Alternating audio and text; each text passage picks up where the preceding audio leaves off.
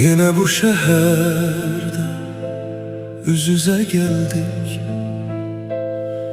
Neyleyek ayrıca şehrimiz yok.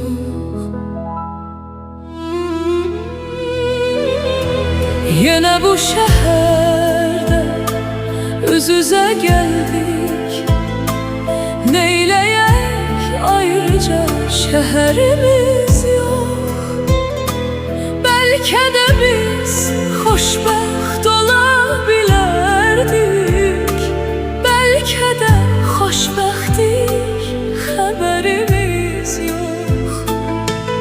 Aradan ne kadar il keçib görəm, tanıyabilmədim, məni bağışla.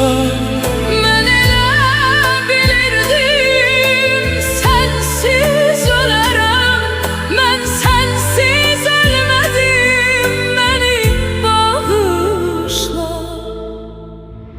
Ölmədim deyirəm, nə bilim axı, bəlkə də sensiz ölmüşəm elə.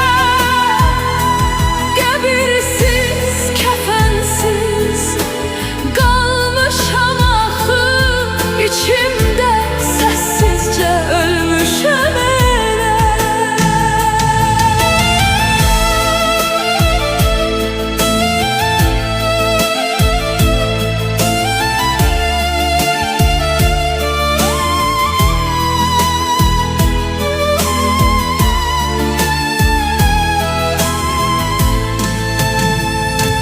Belki de biz ondan ayrılmasaydık, ne ben indikiydim, ne sen indiki. Ayrıldık, şeytanı güldürdü yolda. Kırıldı içimiz sessiz derinden.